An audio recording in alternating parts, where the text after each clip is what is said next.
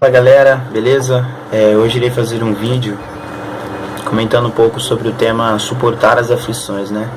E encontramos inúmeras passagens na Bíblia que fala, né, sobre essa questão, mas vamos seguir com os nossos estudos e focarmos em 2 Timóteo, que é o que nos foi passado, né?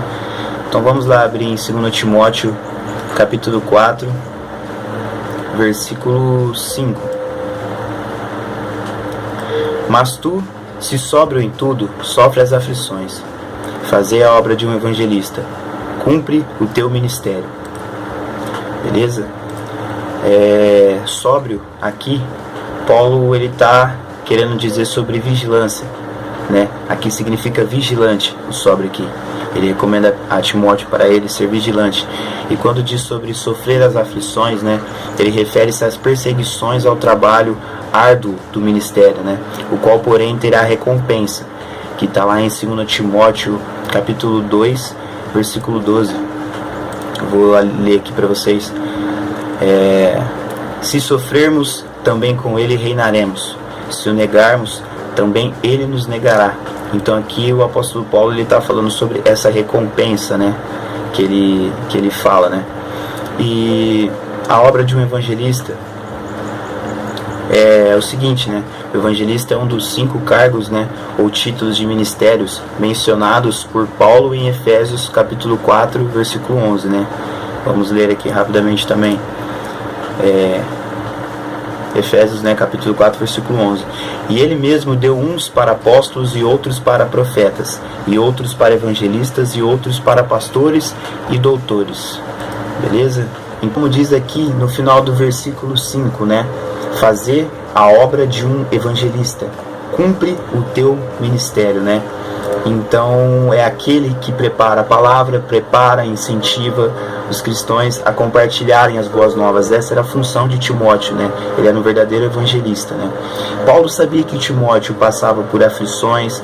A primeira delas é uma dor contínua no estômago, né, que nós conhecemos. Paulo ainda recomenda para que ele não bebesse somente água, em vez disso, que tome também um pouco de vinho, né, para ajudar na digestão, por causa das frequentes doenças que ele tinha, né, que está lá em 1 Timóteo 5, 23, né?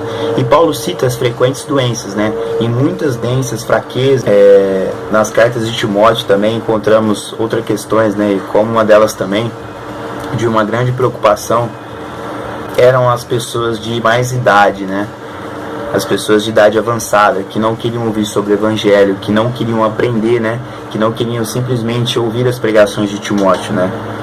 E eles queriam somente ouvir pregações falsas, com falsos profetas, com mestres falsos e pregações inúmeras distorcidas, né? Então, a igreja sofria muito com isso, né? Paulo falava a Timóteo para que ele pregasse de forma que ultrapassasse essas pregações falsas, né? Para que ele falasse contra isso, né? Para que o Evangelho de Cristo passasse por cima de todo esse ensinamento falso. Outra questão também que podemos comentar e que com certeza, né, é uma das mais discutidas em meio de nós cristãos, né, nos dias de hoje, trata-se das viúvas, né. Algumas estavam nessa situação naquela época, mas procurava de uma certa forma se casar novamente, né. Mas Paulo alegava que essas viúvas tinham paixões naturais, ou seja, queriam satisfazer a carne momentaneamente, né?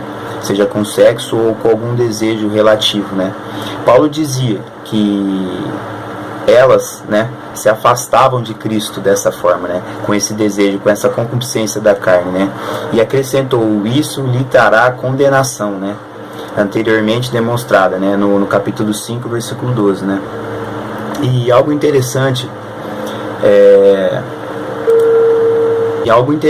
né, a saber sobre o legado de Timóteo é que nos anos 80, entre 97 depois de Cristo, né, é dito também por inúmeros historiadores, né, que Timóteo tentou parar uma procissão pagã, né, que estava acontecendo na cidade, né, onde ele estava pregando também. E ao tentar fazer isso, ao tentar parar essa procissão, né, ele foi apedrejado, arrastado da cidade e teve a morte, né, e teve sua morte, chegou a morrer, né, com um grande mártir, né, defendendo o Evangelho de Cristo e seus últimos dias, né, até seus últimos dias, né. Então, ou seja, né, ele foi apedrejado e arrastado da cidade, teve sua, né. E hoje, né, como nós reagimos a isso, né, sobre essas aflições, né, em nosso meio ministerial, né, seja como pastor, seja como evangelista, seja como líder de jovens, seja qual ministério nós temos dentro das nossas igrejas, né.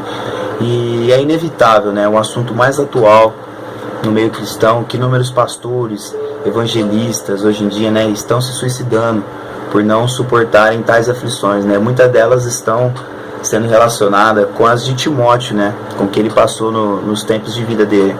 Como uma delas, as perseguições, né, que sempre quando ele ia pregar, ele também tinha essas perseguições, né, ele tinha essas dificuldades, né, e infelizmente acabou sendo tomadas, né, por escolhas compulsivas, né, pelas pessoas de hoje em dia, né, o suicídio, que eles acabam tendo esse escape, né, sobre essa situação que é o suicídio, né, que para eles, de certa forma, é um caminho a ser tomado, uma única opção, que seja, né, sobre essa opressão, sobre esse ministério, né, pastoral, assim como eu disse, evangelístico, né. Mas sobre tudo isso, nas escrituras, é interessante para nós ressaltarmos sempre, né, a importância dessa passagem, principalmente quando o apóstolo Paulo, né, ele diz logo no começo, no versículo 5, mas tu, se sóbrio em tudo. E o apóstolo Paulo quer dizer vigilante, né, para ele ser vigilante. Paulo, quando ele disse isso, ele sabia das dificuldades, né, que Timóteo e quem quer que seja que pregasse o evangelho teria sobre sua trajetória, até mesmo porque pela grandiosa experiência de Paulo, né, com a sua obra evangelista, né, mas também nós sabemos que o próprio Jesus, né, disse no mundo, né, que nós sabemos que o próprio Jesus disse, né, no mundo tereis aflições, mas tem de bom ânimo. Então é inevitável as aflições, né. Interessante ressaltar também que quando o apóstolo Paulo fala, né, sóbrio em tudo, né, na questão que ele fala também para Timóteo, para ele ter um autocontrole, né, para ele ter esse autocontrole, né, sobre a vida dele, sobre o seu ministério, né, e sobre esse meio dele evangelístico, né. E o apóstolo Paulo também nós sabemos, né, pelas cidades onde ele foi, onde ele pregou, né, a palavra de Deus, onde ele fez o seu ministério, né, onde ele conheceu inúmeros irmãos, onde ele ensinou inúmeras pessoas, e mesmo assim, dessa forma, ele carregou Timóteo, né, ele ensinou a Timóteo, ele, de certa forma, foi um pai, né, para Timóteo. É de extrema importância, né, para que nada que possa nos impedir, né, nessa caminhada com Cristo, para que nada venha à tona, né, essas dificuldades, para que não venha se manifestar de tal forma que a gente venha desistir, que nós venhamos tomar essa decisão, né, catastrófica, que é o suicídio, né, que é uma das coisas que hoje em dia vem incomodando nesse meio cristão, vem acabando com a vida ministerial desses pastores, desses grandes evangelistas, né, dessas pessoas que levam a palavra para as outras, dessas pessoas que tentam alcançar vidas, né, e principalmente a nós também, né, que anunciamos as boas novas como evangelistas, né, ou seja, estamos propícios a qualquer situação que seja, né, por isso devemos estar bem preparados, né, em todas as áreas, e que eu tenho certeza que Deus nos usará de tal forma, assim como usou esses grandes homens, né, então por isso, na nossa caminhada, né, nós devemos sempre manter firmes, né, manter sempre essa comunhão, né, com os nossos irmãos, para nós fortalecermos uns aos outros, para nós termos essa recomendação uns aos outros, para nós recomendarmos os nossos irmãos, assim como o apóstolo Paulo recomendou Timóteo, né? Timóteo, mesmo ele sendo novo, né? Vamos dizer assim, novo na idade, mas ele tinha uma grande experiência, né? Grande experiência por quê? Porque ele já realmente tinha crescido, né, nas escrituras, com sua mãe, com sua avó, mas mesmo assim ele pegou uma grande experiência, né, nesse mundo evangelista, de sair e pregar as boas novas com o apóstolo Paulo, que sempre ensinou, né, e que sempre carregou junto. Até por isso, quando Paulo ele saiu para fazer o seu ministério, ele falou para Timóteo, né, comentou até sobre a questão que ele tinha que se circuncisar, na questão dele poder pregar na Grécia, para ele não ser um motivo de chacota, etc. Então Paulo já realmente viu um grande potencial em Timóteo, né, e quis que ele fosse com ele. E Timóteo, por tudo que nós já comentamos aqui, teve um grande êxito em sua caminhada também.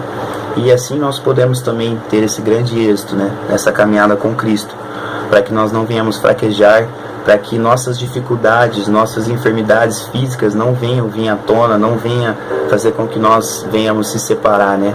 Que essas dificuldades nossas, que essas enfermidades não venham nos tirar da presença de Deus, né? Que nós venhamos olhar para as Escrituras, que nós venhamos fazer o possível, né?